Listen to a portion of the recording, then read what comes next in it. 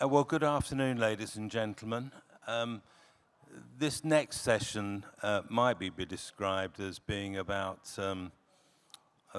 history, about collecting, and about the obsolete, if not the redundant. However, it might also be described as being about modernity, the contemporary, and the culture of memory. John McElgunn is a director at RSHP and has been intimately involved with projects which have been about curation and storage and conservation. In particular, in London at the British Museum, where the practice was responsible for the new conservators' wing, and in France, where the extraordinary collections of the Louvre, which can't be displayed in Paris because of their size and complexity, are stored in a remarkable building just outside Lens. So I'm intrigued to hear more about these projects. I've been to both of them. I've never thought I fully understood them, because once you start diving into buildings that are dealing with history, you usually uncover or discover much more than you thought you were going to see in the first place. Please welcome John McElgunn. Thank you very much. I'm going to wander around a little bit, which is why I'm wearing this ridiculous microphone. And as Paul introduced, I'm going to talk about two buildings today, but I'm going to do them in reverse order, because I think I'm going to start with the building in Lens, in the northwest of France, particularly because it's a pure archive building. It's a private building, doesn't really have a public facility.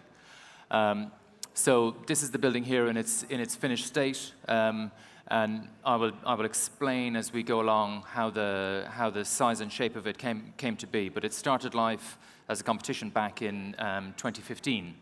I'm not going to dwell on these statistics, but I put them in because this is going to be shared as a PowerPoint after the presentation. I thought it'd be useful for people. There's a few key things here that I think are worth pointing out. One, for a 20,000 square meter building, this was a 36 million euro project. Sounds like a lot when you say it like that, but it seriously isn't. So this is a very carefully considered, what you might consider a low-cost building. And the building has to support about 250,000 objects in its finished state. So the reason for the project: why are we moving all the collection of the Louvre outside of Paris? We know Paris, we know the Royal Palace, we know the incredible job of the pyramid that IMP did back there in the 80s, and there's about 6 levels of basement below that pyramid. Unfortunately, however, the Seine is subject to flooding. So some of the pictures you can see here, the black and white ones on the right, are very famous floods from 1910. And on the left-hand side are floods from 2015, 2016, where the Seine can be up to 7 meters higher than it's supposed to be. And therefore, those basements under the Pay Pyramid are subject to flooding. So you go down into those basements, and obviously when they were doing that project in the 80s, one of the Grand Projets, I think the understanding of collection management and artifacts was probably a younger place or a different place than it is today. So you can see these pictures are far from ideal. You can see some really strange shaped rooms, lots of stairs up and down, objects stored in places far from perfect in terms of being able to see them and study them and access them. But if you look at the image on the top right, you can see lots of them are actually in packing cases. So the strategy from the Louvre was, when the alert went out and the Seine started to rise above its normal level, they would close the entire museum, and with a whole fleet of staff who were on 24-hour kind of emergency response provision, basically move 200,000 objects upstairs, store them in all the galleries, and leave the Louvre closed to the public until the water levels go back down. So not an ideal solution. Also means the main gallery is closed until such time as the waters subside. So what the Louvre wants to do is move these objects out of Paris, uphill, effectively somewhere safer. The size and scale of the collection we're dealing with are absolutely incredible. So we start with something like a Vermeer, which is about the size of an A4 page, relatively straightforward, But we also here on the right-hand side have the wedding at Cana, which is roughly 6 meters by 10 meters. And the Louvre classify their storage facilities by height, which we'll come back to in a minute. So great kind of corporate or government policy in France to decentralize their culture. I think there's a certain amount of it in the UK, but maybe not so dramatic. And so what the government, local government, national government, and the Louvre decided was that they would move this facility to Lens, or Lavine. It's actually a kind of shared townscape. This is an old mining town, incredibly, has suffered in the past from very high levels of unemployment. When I first went there to view the site, the town didn't even have a hotel. It couldn't sustain a single hotel. And you can see in the background there these two beautiful, what we call the twins, pair of, they're effectively slag heaps or spoil from mining. So this used to be the heart of the kind of coal mining region of northern France. It was always also the Western Front during both First and Second World Wars. But we won't come back to that.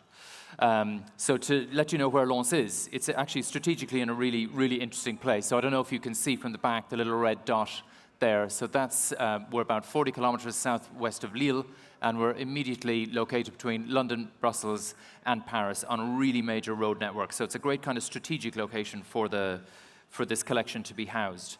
When we started the competition, this was a diagram that they'd included in the briefing pack, and this was a beautiful master plan drawing by the French landscape architect called Michel Duvin, and his project was to try and re-green Lens, and you can see all the little green tendrils, little green tendrils running across the city, going from the station and the football stadium up towards the Lens site. And what we had to do as part of the brief was allow these tendrils to cross our site. And you think, okay, so that's fine, we can do that. I should mention, just up the road from this, as we're focused on a private facility, just up the road from this there is a public facility, beautiful building designed by Sana, which opened in 2012. So that's kind of about 500 meters away from our building. Stunning aluminium external and internal finishes. So in this image here, you can see the Sana buildings up there, the top of the screen in yellow dotted lines, a beautiful linear park coming through. And here's our site in the big yellow dotted line. The competition actually said that this was a rectangular site. When I first got there, I noticed they'd happened to use quite a bit of it for the car park, for the building next door. That was fine. It's beautifully planted and is very cool. So we had this slightly triangular site. You can almost see where the building plan is coming from. As part of the brief, there's a very detailed series of interconnectivities, critical adjacencies, logistics requirements, obviously temperature, humidity control, et cetera, et cetera. The large red square in the middle, that's basically all the storage. Everything else, kind of ancillary facilities, logistics in and out, et cetera, et cetera. But the key thing that we were trying to focus on was this big red square. And if you look over to the right-hand side, you see there's three slightly different reds, and they're the way the Louvre classify their storage collections, and they're in 3-meter zones, 4.5-meter zones, and 6-meter zones. So as we were kind of moving, let's say, the child's puzzle around of how do we get all these critical adjacencies working, we often ended up with this kind of slightly stepped, slightly crude diagram. We were trying to figure out how we could kind of sleekly align them. And here, kind of some of the earlier sketches, you can see it's starting to form this wedge shape with the 3.5 meters at the back and the 6 at the front. And again, this large triangular space, so this semi-triangular side, starting to emerge from the landscape, because we just wanted to keep it a single level, try and not have any lifts, try not have any technology, because we're trying to keep the build costs so low, keep this so straightforward. So in this section on the top of the screen, you can see those 3 different colors again. So the kind of slightly pinker one is 3.5 meters high, then it graduates to 4.5 and goes up to 6. And on the left-hand side of the diagram is the only part of the diagram where really there's an upstairs. You get this double height space for the atelier, and it's where the reception is. So within the breakdown of that plan then, all of the red is the storage. Vast amount of the building is the storage. It's dark, it's inert, it's temperature controlled, no daylight in there. The purple is logistics, so packing and unpacking, things like pest management, infestation control. And then the yellow are the atelier studios, and the blue is the reception. While we were doing the competition, this is in Lille. This is a Vauban military fort, still active actually. And we just love the way this fort, these kind of massive walls, kind of either submerged or emerging from the landscape, we thought there was kind of something interesting there, because effectively what we were making was a private facility. It is a fortress, and we just loved that relationship between the kind of the brutality and the monumentality of those walls and its relationship to landscape.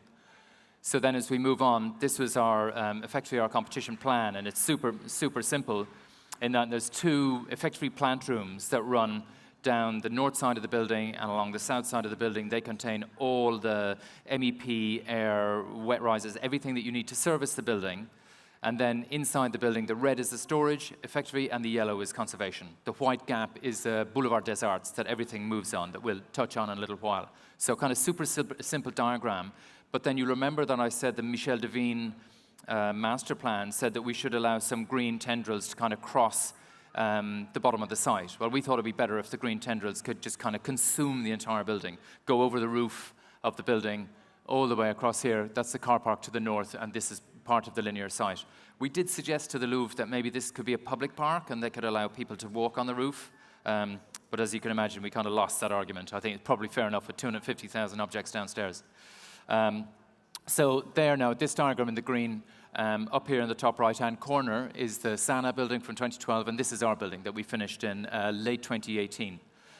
Super simple, as I mentioned before. There's the section you've seen. There's effectively two elevations. The glazed elevation, which is 150 meters long, and then the other two elevations, just pure, simple, kind of slightly reminiscent of those amazing Vauban worlds of the military fort, 180 meters long of just concrete slabs.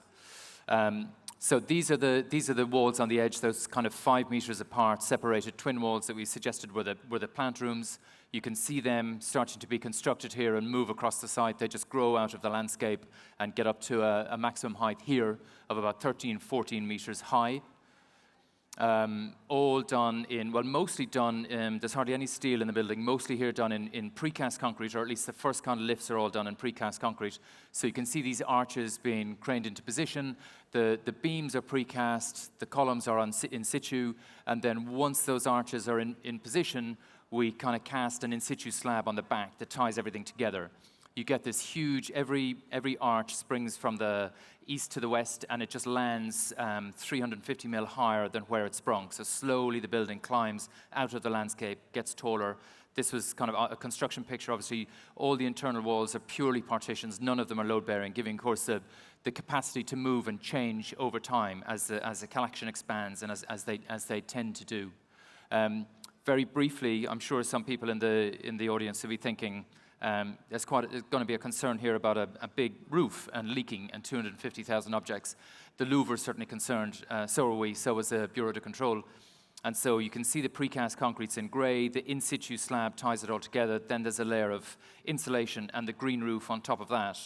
But just the way we solved it, the way we thought, how do you really make sure, kind of, it's literally belt and braces.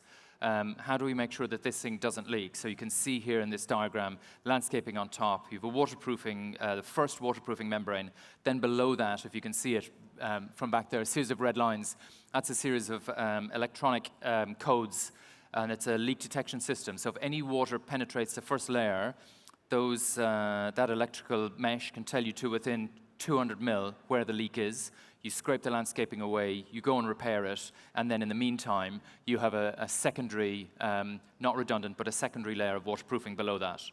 And this is what that's what the roof looked like last summer. So you can see kind of beautiful natural meadow, the twins in the background as you stare across lawns towards the north. So that's the overall building. That's the picture I showed you right at the start. So you can probably understand a little bit more about it now. If you just look here, one of those arches just penetrates through the pair of twin walls, or the pair of plant rooms, and that's effectively the pedestrian entrance. So we're going to go in the pedestrian entrance, have a look around, and then we'll do the logistics, because that's rather important for this building. So there's that arch coming out at a funny angle through the twin walls. You go in through and you get introduced to the upper level. This is the only, as far as that kind of balustrade you can see in the background, that's the only piece of upstairs which is reception. Everything else is downstairs on the main level. So you go down to this, which is what we call the Boulevard des Arts. That's about 12 meters high. All of the objects move along this. So this is normally full of forklift trucks and packing crates, but as you can imagine, the Louvre don't really like us to photograph or show those things. They like to show it clean and tidy. But to give you a sense of that piece, about 12.5 meters up to the arch, those doors are about 6 meters tall. So you kind of see, once you put some people into that space, a pretty epic space. It's lots of high-quality daylighting and great kind of orientation space. So that if I go back one, that corridor there on the left-hand side is all the storage facilities, and on the right-hand side are all the atelier, or the studios. So in the larger the facilities, you get these huge, 6 meters high roller racks full of all sorts of things from all over the world, really spectacular objects, all RFID code. So as soon as something moves off a shelf or goes from one shelf to another, it's all tracked and understood. We had to plan very carefully where everything went. Unlike the British Museum that I'll talk about later, they were slowly filling the building from other reserves. This was entirely planned in advance. So you can see here all of the different categories of whether it's roller racking, whether it's horizontal, whether it's two-dimensional, that give us all of the flexibility. One of the images here on the left-hand side, you see this rather, oops, let me go back one, sorry. On the left-hand side, you see this enormous roll. This is a one-point perspective of the inside of St. Paul's, done by an artist called Jean-Pierre Hollon. So this was referred to as a roule d'Allen, Allen's roll. It's 27 meters long in its totality, so we always had to plan how you get this off a truck through the loading bay and into its shelf. So that was always the one. Once you kind of Allen sorted, everything else fell into place. But you can see the size and scale and the mummies of some of the things that we were dealing with here in the larger stone studios, or in the larger conservation studios here, including the architectural collection. Miles and miles of these linear racking that pulls out so that you can hang your frames, hang your pictures, and they again work in 3, 4.5, and 6 meter versions. So here we are on the Boulevard des Arts again. Storage on the left, atelier on the right. So if we go into the atelier, it's exactly the same material palette, just those arches continuing to climb out of the ground. On the right-hand side, you see the only daylight really in this building, which is that 150 meter long, kind of slightly Western looking glass. Everything like craneage, air, power, all drops from above, so you have a clean floor that you can operate on. And here you can see it kind of working in action. They just kind of, whatever they're doing, they reconfigure the furniture, whether they're working on a large object or something much smaller. The size and scale of these conservation suites allow them to bring in these two. These are both half or semi-containers for air abrasion for a project that they were doing last year, and the kind of things that, quite frankly, when they wrote the brief, they had no intention or no understanding that they would ever need to or want to do. But the building allows them to say, oh, you know what? We have the capacity to bring in 2 temporary air abrasion units, the size of a 40-foot truck. So that's the outside of the conservation studios. You see the glazing running along there. And we will just now go to the other end of the building where we do logistics. So there's two types of logistics suites here. The central one, this is kind of, I suppose, what you'd refer to as small van deliveries, guys bringing photography or supplies for the building, but also the people that come in to maintain all the plant and kit within those 5-meter wide plant rooms.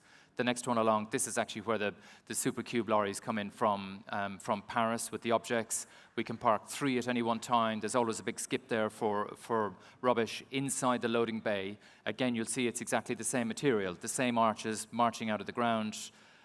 Really simple palette. Monsieur Martinez, who was the director of the Louvre at the time, described this as one of the most egalitarian spaces in Paris. He said because in Paris, the conservators are at the top. They're in the beautiful rooms. They have daylight. They have the nicer restaurants. And then you go down kind of 5 levels of basement. The guys that are actually driving the trucks and moving these objects around have a completely different existence. And here they share. They have the same quality. They all share a restaurant inside that glazed level, which would be unheard of in Paris. So actually socially within the building, it changed behaviors as well. So you can see some little splashes of colors here for the cranes and the loading equipment, of which there's lots objects coming straight in from the truck lift into the final storage facility.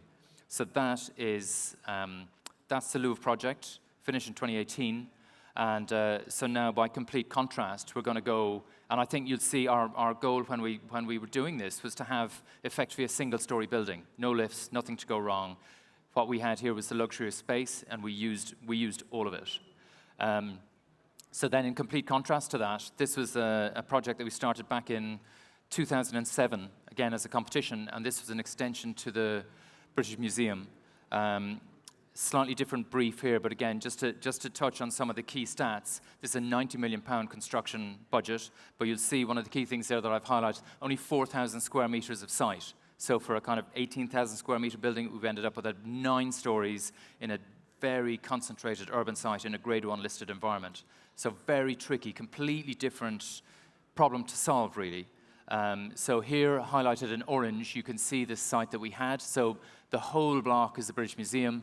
The circle and the original quad is 1840s by Smirk, both older and younger. And then, of course, that beautiful soft green form is the Great Court cover that Foster & Partners did in 2000 as one of the Millennium projects. So we're up in the northwest corner here, surrounded by grade 1 listed buildings on 7 sides. So during the competition phase, we had a chance to go and look around, and from out on the street, the King Edward Building, which is 1914, very formal kind of Beaux Arts, very beautiful, stone lions outside guarding the doorway.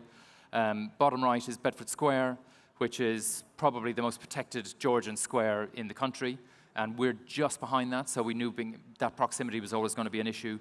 And then the only bit of street frontage we had was on the top right, and that they're actually fake Georgian houses. They were rebuilt in the early 70s, concrete frame with kind of a brick skin, so we weren't too worried about those. They turned out to be a big issue, but we may or may not come back to that. But inside the site itself, far less glamorous. Years of kind of accumulation of old MEP and services. They did the bins here, they did the recycling here. They told us that this road running under the King Edward Building had to stay. So we walked around on this really wet, gloomy day. They told us all the fire escapes had to stay. They accommodated about 3,500 people when they evacuated the museum. We had to keep the road on the right-hand side. We were allowed to take around down this small building in the middle. Thanks very much. So yeah, slightly depressing day, I must say, walking around that day, thinking we'd probably landed a bit of a turkey. And the brief, very similar to Lens, but it had the one distinguishing feature, which was special exhibitions. So the red in this instance is special exhibitions, very important in the British Museum because unlike many of our European cousins, of course, the British Museum is free, but special exhibitions is one of the few things that you pay for in the British Museum, and it therefore generates revenue. So it means that department's very, very powerful. Then we have logistics and collection handling, loads of storage, and the 2 yellows then represent 2 departments, one of which is science and one of which is conservation. So this was the version of logistics when we arrived in 2007. Now, bearing in mind, British Museum have been on site since 1759. They still didn't have a loading bay. And this was the Terracotta Warriors arriving for the first Emperor exhibition in 2007, to the point, you can see Bob here in the blue T-shirt. This is literally how you take priceless objects that never left China before off the back of a vehicle, reversed in through off Great Russell Street. And they didn't get a road closure to do this, so there's like buses stacked up on one side, tourists stacked up on the other. I mean, you would have to say chaos, really, and the British Museum would agree with you. And then this was the level of, you needed all this manpower to move these things through the Great Court. Of course, you couldn't do that when the museum was open, so it had to be done before 9:30 in the morning or after 6 o'clock at night. This was storage. Again, a bit like some of the examples we saw in Paris, far from ideal. Stacked up so many ways that you couldn't study it, you couldn't see it, you couldn't access it. The top right, you'll see everything is sitting on timber pallets, because that's the basement of the King Edward Building, which is subject to flooding, so you don't want anything touching the floor. And, millions of things in sealed boxes. Brilliant. What's in there? Who knows? So that was their version of storage. Top 2 images here were conservation. They were in the old butler's pantries on Russell Square. And the bottom is scientific research. I'm just going to, one point of detail, bottom right 2 images. This was their X-ray suite at the time, and they could only X-ray cats and children. That was because obviously the Egyptians have loads of cats and children. You had to turn right through a door, go over a step to get onto that little lead line thing. So their X-ray suite was more or less useless, but we'll come back to that. We did something a bit better. And their special exhibition gallery at the time was in the magnificent round reading room, but therefore blacking it out is an issue. The cast iron furniture that's bolted to the floor is an issue, so they'd created this scaffold deck over it, meaning the load of these warriors was effectively sitting on scaffolding, so they had to place them very carefully. So the narrative that the exhibition's designers came up with always ended up becoming a bit compromised because of the building itself. And then things like case and vitrine store at bottom right, that's where they keep all the lights, where they keep all the glass cases, effectively in basement conditions. So we spent a lot of time trying to understand not what we would do or what the building should be, but how does the existing building function? It actually seemed to us that those great exhibitions things went on despite the building, not because of the building. So we kind of started to map our way around the building. All of these dots on the left-hand side are about logistics, where the lifts are. There was something like 17 different conservation studios, some of them here, some of them elsewhere in London, that were being consolidated onto our site. There was 14 different workshops. But we came up with a few key moves, and including understanding the two main levels of the museum, how we connect into those. The brief was a written one, and I think we, by and large, tend to be more visual. So we summarized all the written brief into dozens of these diagrams. And it was kind of, so what happens when an object has got a pest infestation? Where does it go? Who deals with it? What corridor does it go on? Because if it goes on a corridor, then nothing else can go on that corridor. How does an object go on international loan? How does an object go from the exhibition gallery back into storage? And so we mapped them all out with these relatively straightforward diagrams, although they took an age to do. And then the museum signed those off. So as our design started to emerge, they could say, but hang on, that room's not close enough to that room. And you say, well, hang on, let's check the diagram. And it works, because a critical adjacency is achieved this way or that way. And so then let's go back to the site, start looking at the site. Remember I showed you this great kind of 7-sided site over here. We couldn't do anything like Foster and cover it over with the roof, because you see the black and white dotted line. They're effectively all the existing windows. So if we covered over the site, then we would have had to put MEP into all the existing spaces. We couldn't afford to do it. The walls there were badly maintained, so we'd have had to upgrade all of those. So I thought, we don't need to do that. We need to do something freestanding that kind of touches by association.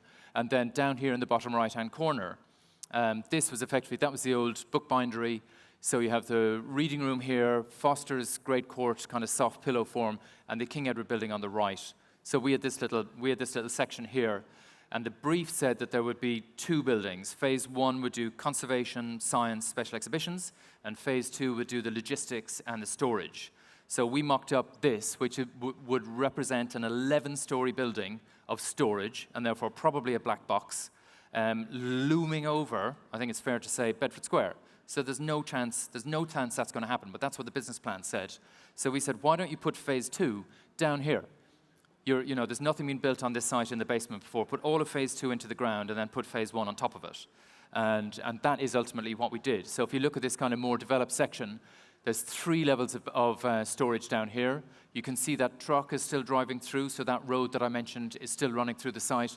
All of the studios and workshops that support special exhibitions are immediately under special exhibitions. Special exhibitions itself is up here, aligned with the Great Court. We opened up a few of the sealed 1840s smirk rooms that had become storage and temporary kitchens. And then in the blue is where we pushed the conservatives. So you remember that girl down in the butler's pantry with no daylighting. We've now taken that department and put it up at the top where the light is. Fairly simple plan form. The red dots are our kind of lifts and stairs, and then serving these big, huge, flexible spaces within the main blocks. So going back to the point about let's put phase 2 under phase 1, obviously super clever, right? We're really clever. And then we said to the museum, you should probably move all of this stuff out. Maybe everything behind these walls, you should probably move those, because it's going to be really noisy and dusty and vibrationy over the next 4 years. And they said, there's no way, we're not doing any of that. And so I'm just going to show you now what's behind that wall, what's behind those blanked out windows, and what's behind that scaffolding up there.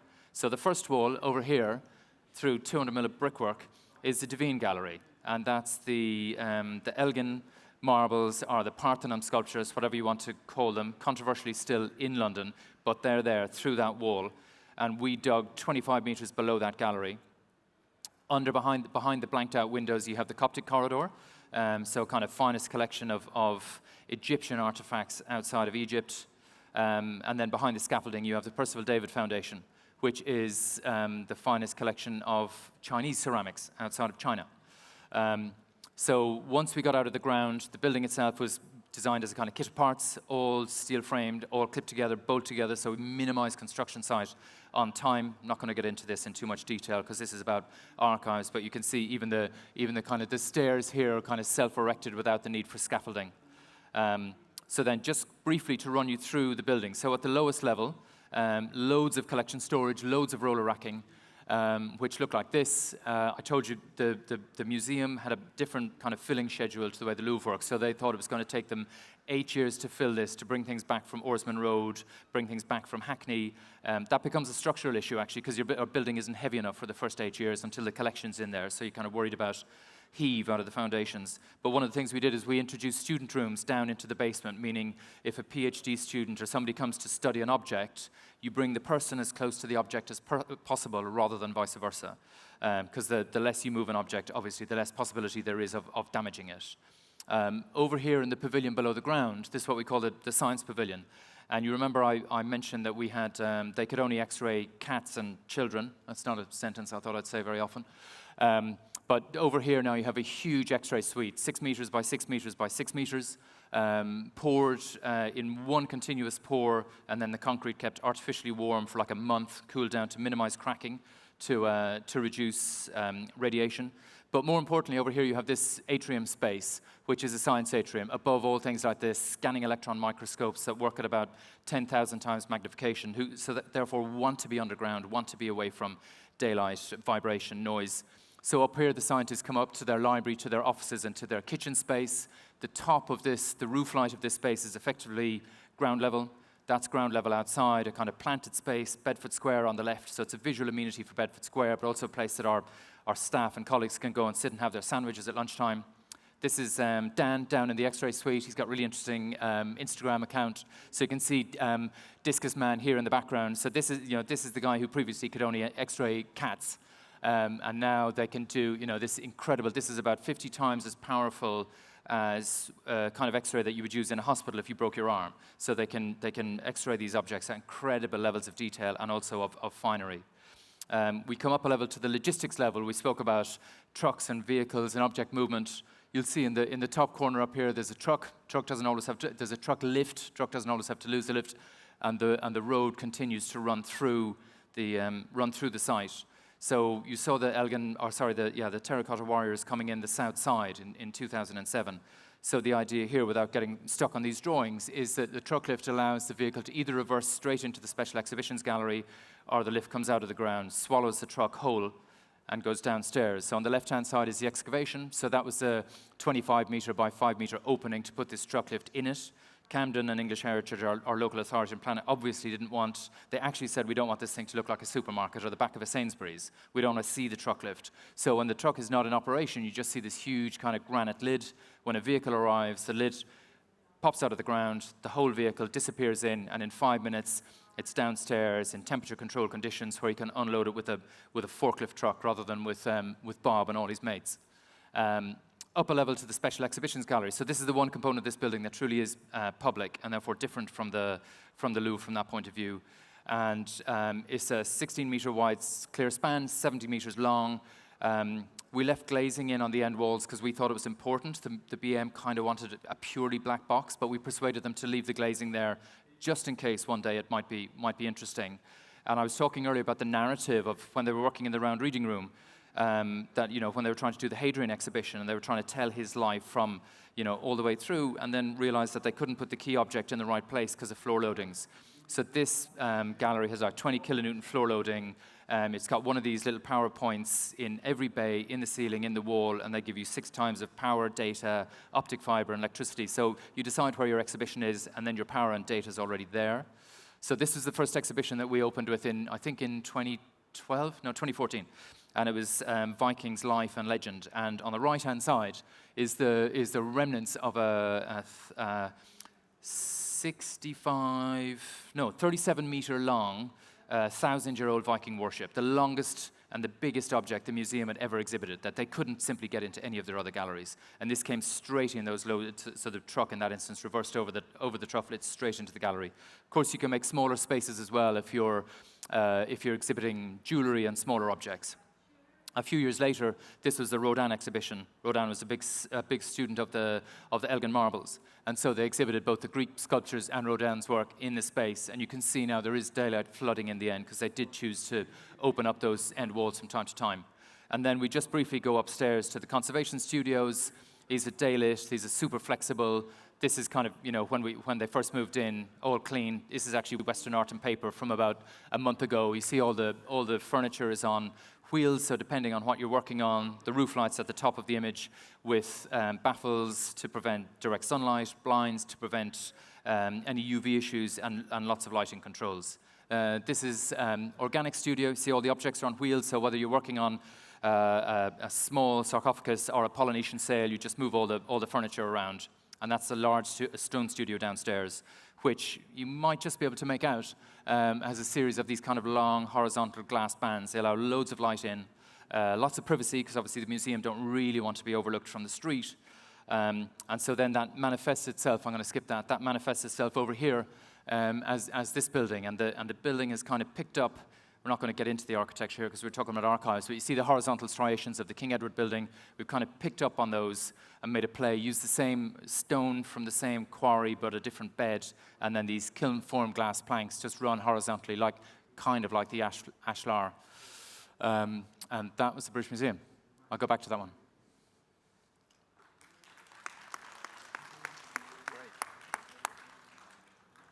John, thank you so much for that. It's just fascinating to see major practice work on what, for the public, particularly the projects in France, is kind of invisible work, and on the on the face of it, it sounds rather dull. But of course, the diagrams, the movement diagrams, and those proximity relationships, I was just thinking to myself how similar that is really to some of your airport work, where the whole business about people movement and plane movement and what the interfaces are and what the logistics are not so dissimilar. And I suppose it's a sort of, for the practice that did the Pompidou Centre and Baracas Airport and really huge projects, these are relatively small, but actually the complexity is not dissimilar. I mean, I think the Louvre in some ways is probably almost artificially simple, because there's kind of one detail, I think there's 840 of those arches, so you solve the problem and then you just roll it out. You do it again and again, and the 5-meter plant room walls, they're pretty relentless. The stuff that's in there is not that beautiful. It doesn't need to be. It just needs to be functional and have access to the collection. But the BM ended up being 9 floors, every one different. So there was no kind of economy of scale there. You were constantly solving different challenges as you came out of the ground, as each department had different issues themselves. And I think probably the thing that's really fascinating is when you dive into these briefs and critical adjacencies and temperature and humidity and this, that, and the other, the architecture is kind of not mentioned, right? Nobody really cares what it looks like. But obviously that's a really critical part of our job, but that kind of comes later. And I think what I found really interesting about the museum, especially when we're in a Grade 1 listed environment of Bloomsbury, and one of the funders was John Sainsbury, a great fan of classical architecture, definitely not of contemporary architecture. So you're also trying to win those conversations, and you're trying to, I suppose, find an architecture that can be sensitive and interesting and of its own time, while solving all of those problems, I suppose, effortlessly. It's kind of the swan analogy, isn't it? It's working really hard under the surface, but it's just kind of floating along doing its job. Well, of course, the French building, which I've been to, is a magnificent concrete box. I mean, this is very, very high quality. And although you're right, I mean, it is relentless because it's very big, but it's relentless, I think, in a very impressive way. And in a sense, the complexity in that building is the kit which allows the kind of movement and extraction and of course, the placing of the objects in the first place. Yeah. So you've got this very simple thing and then a very complex sort of operational thing going on inside Complex mechanism inside it. Which gives tension, and of course you play with color to sort of make the contrast between the kind of the coolness and the simplicity of the box.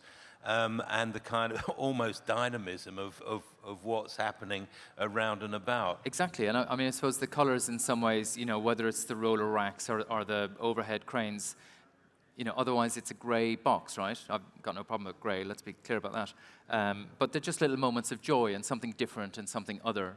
But you got to remember that although it's a 35 million euro project, probably half a dozen objects in there are worth more than that building. So you have this kind of priceless collection. And I think you also need to be respectful of them. You need to give them an appropriate place to sleep in the evenings. And actually, what I really love is that the Louvre themselves and the different departments, they've said it's changed the way they work, because the conservators and the kind of, I suppose, the more intellectual, or people who consider themselves more intellectual within that organization, do dine in the same cafe in that little space by the garden. And so actually it can be transformative in terms of how people live their lives and interact with their colleagues. And that, again, that wasn't necessarily part of the brief, but you're just saying, wouldn't it be nice if we provided this in an egalitarian way? I would advise anybody who would like to see that building. It's not impossible to see. It's not a public building, but it can be done by arrangement if you've got any sort of academic or architectural or scholarly credentials. But the great thing is to see that and the Sana building on the same day. Yeah. Because, of course, the Sana building is also an extremely simple box. I mean, it happens to be glass. Glass and aluminium. It's beautiful. And the interior design is by one of our speakers from yesterday, Adrian Gardere. Yeah. It's an almost surreal experience to go from that, with the beautiful exhibition and the complete transparency, to this sort of fortress-like kind of monster, except that, hey, look, there's the green roof. And I wonder whether the Louvre authorities, I mean, they must have been taken aback a bit when you suggested it, or did they just go with the flow no, straight I mean, away? they did. It was really interesting in the competition phase. As you can imagine, cost was always an issue, and we really got hauled over the coals as to, we worked with a great French QS called VPEAS, and Vincent was excellent, did a really good job, but they were like, we don't believe your figures. There's no way you can afford this. And in the end, we persuaded them, and it did come in on budget. But we found out that the alternative scheme, we were down to the last two, the alternative one was like a black marble tower. And you're like, well, I hope they were giving him a hard time too. It didn't seem like they were. But then you get into years of conversation about how can you make the roof work?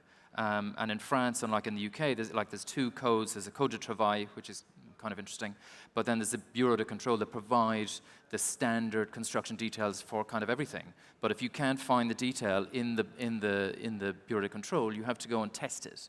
And they were adamant that we shouldn't have two waterproofing layers. Why? Because nobody has two waterproofing layers. It's not in the book. And but we got priceless collection downstairs. We think it's worth it. And that bizarrely, which it sounds simple, obviously a bit of investment in the wire mesh that tells you if there is a leak, sounds bizarre, but that argument alone probably went on for a year and a half. I wonder what the French is for belt and braces. Perhaps somebody can tell us. Exactly. I mean, just flipping to that idea of the vertical, I mean, one of the reasons that or probably the principal reason that the building for the British Museum looks expensive was because there was a very, very big planning and conservation argument about the initial project, which would have been taller, which would have been more prominent. I mean, architecturally would have definitely been a kind of transformational element of that bit of London because of its mass and form. And the objections resulted in that decision to sink into the basement.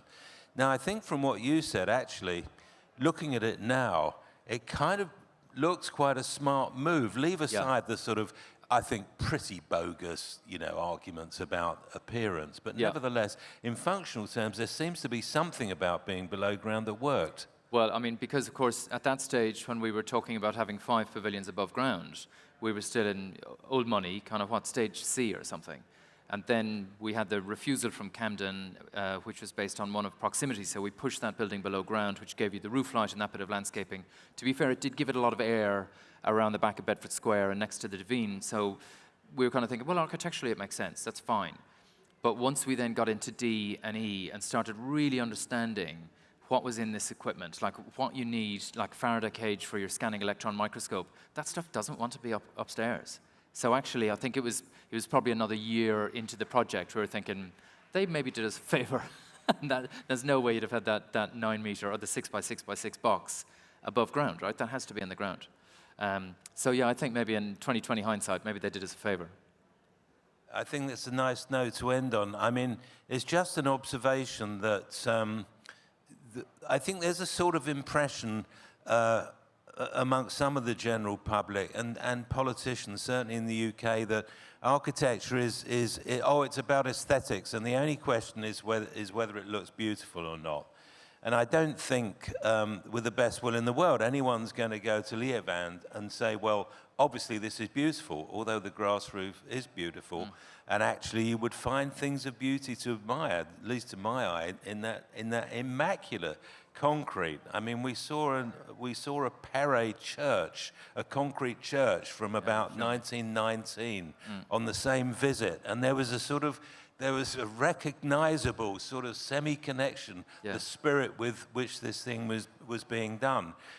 But my real point is that actually the complexity of these projects and the sort of thinking that goes into them is so far at odds with this notion that it's all about back-of-the-envelope capriccios, and it's just a question of, oh, what does it look like? Done over lunch on the tablecloth. You know, technical people will sort out the other stuff. Well, it's really not like that, and I think you brought that out beautifully. John McElgunn, thank you very much. Thank you, Paul.